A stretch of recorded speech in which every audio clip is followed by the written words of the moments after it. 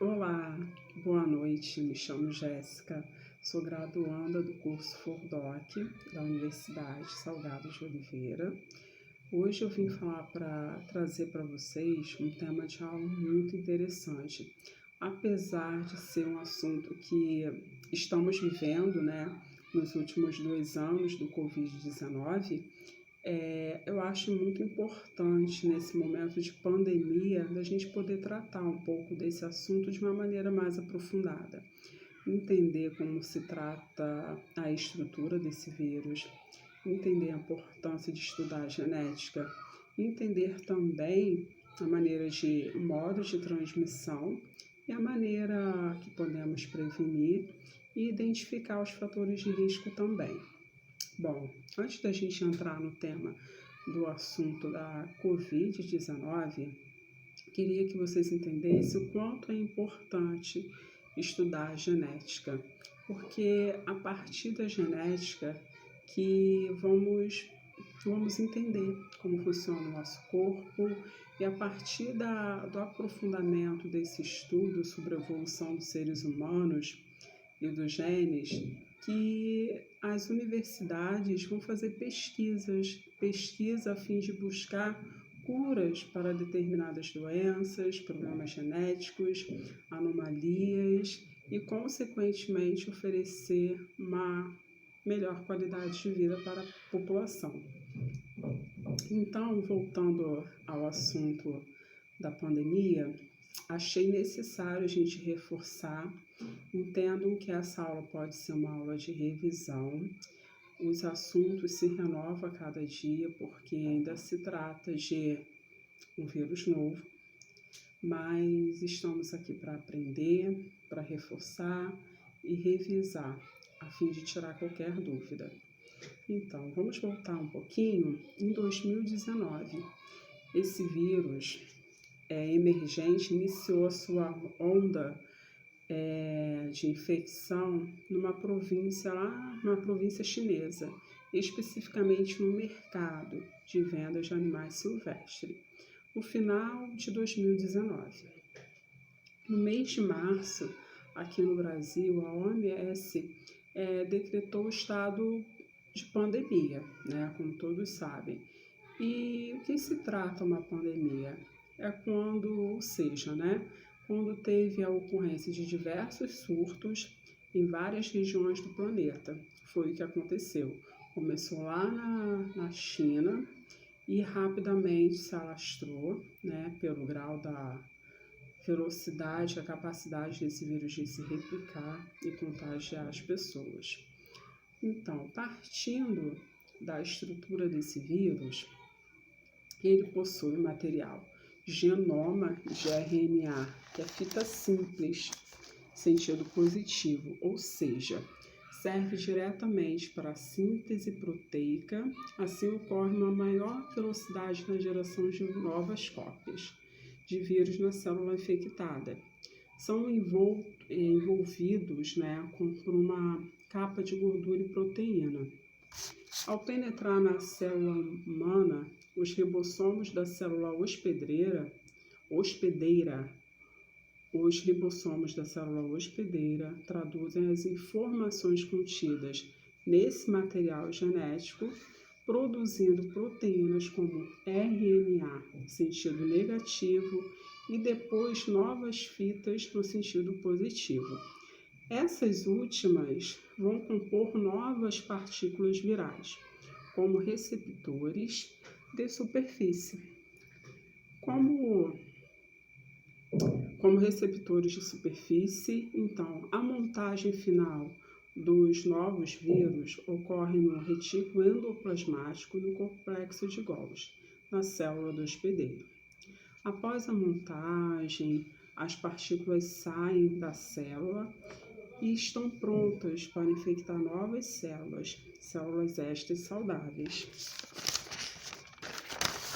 Então, a gente já viu como funciona a estrutura.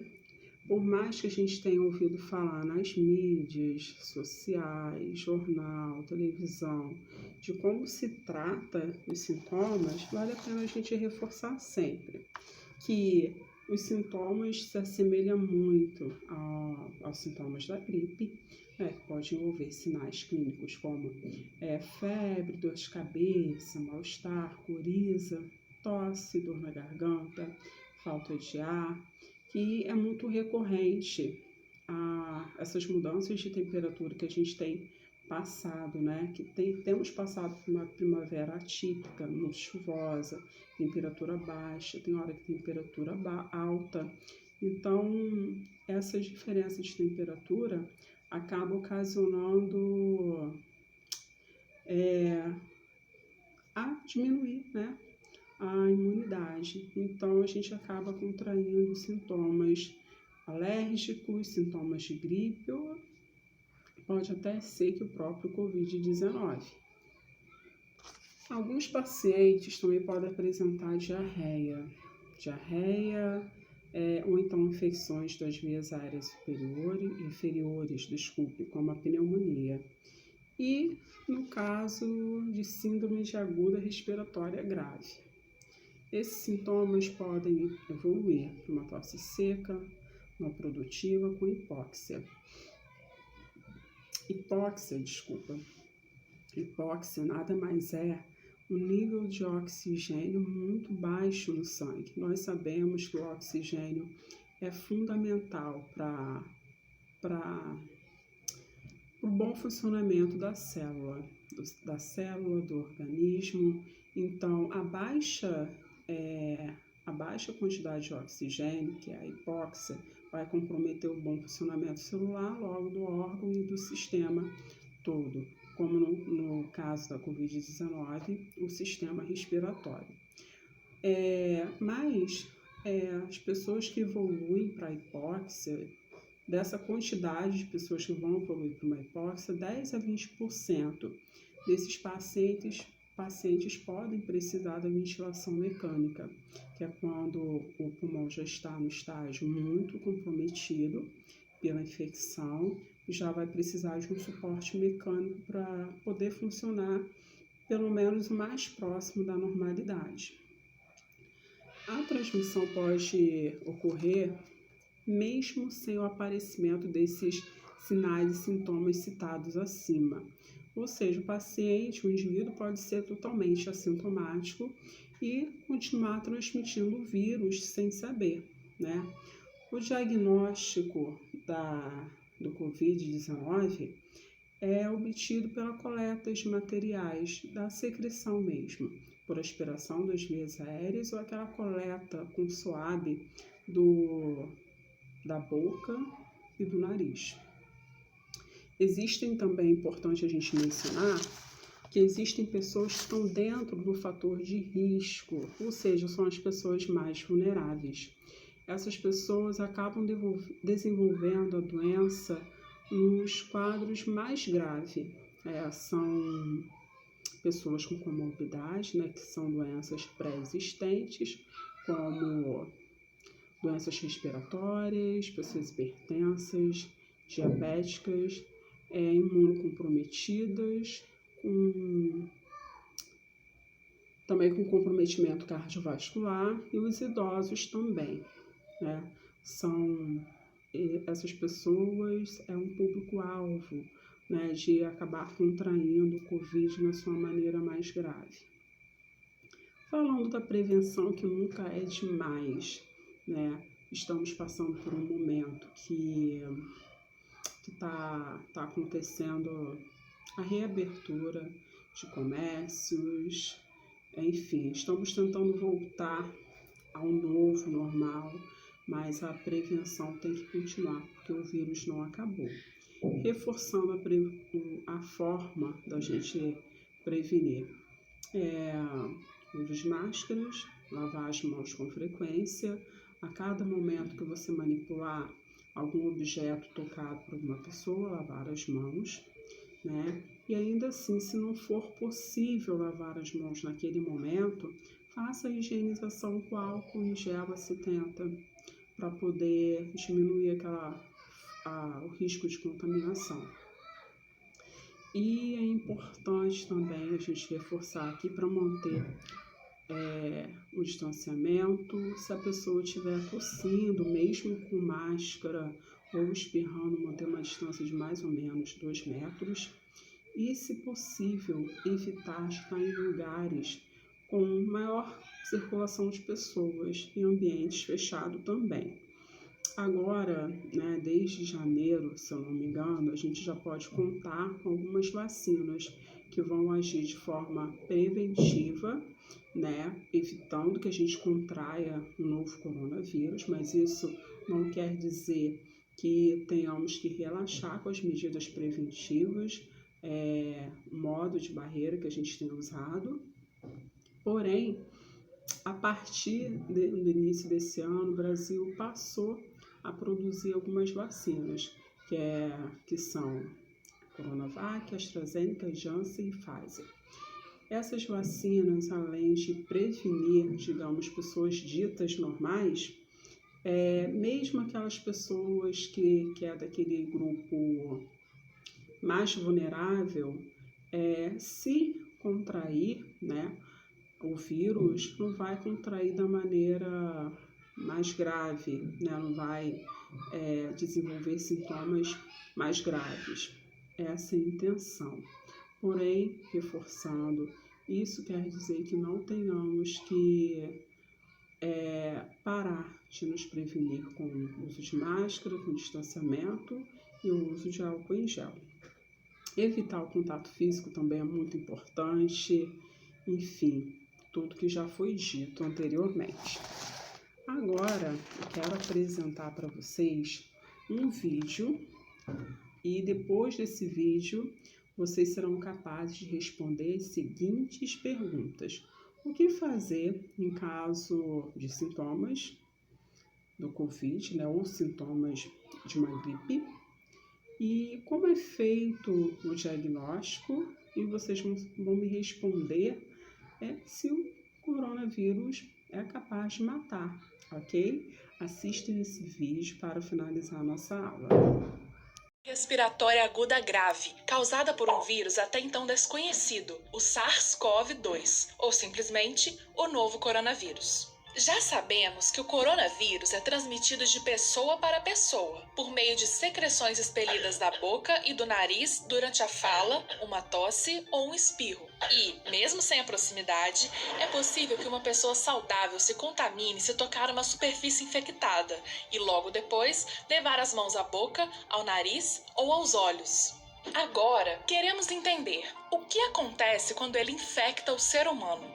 Primeiro, precisamos te mostrar como é o responsável por causar a Covid-19. Ele é dono de uma superfície coberta de estruturas que lembram espinhos, envolvidas por uma proteína que contém o ácido nucleico.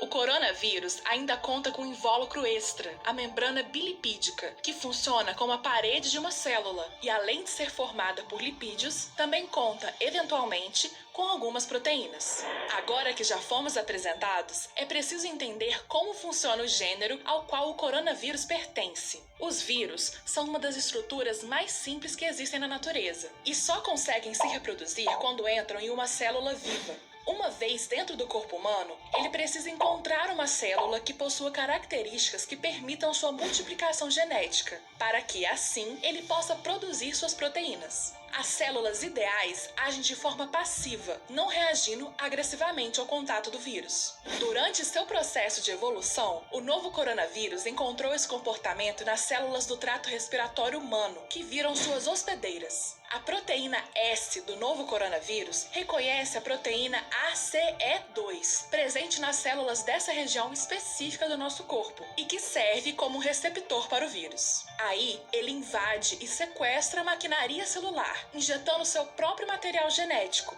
o RNA. A partir desse momento, a célula vira uma refém.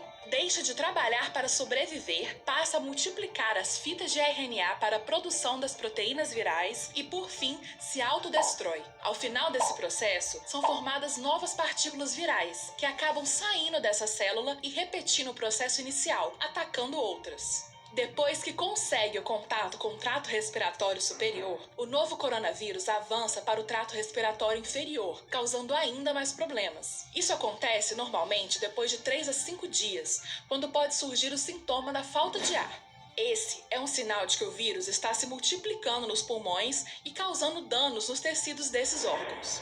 Então, preste atenção. A falta de ar é um sinal de gravidade da doença. Por isso, esse é o momento em que as autoridades de saúde recomendam a procura de atendimento hospitalar.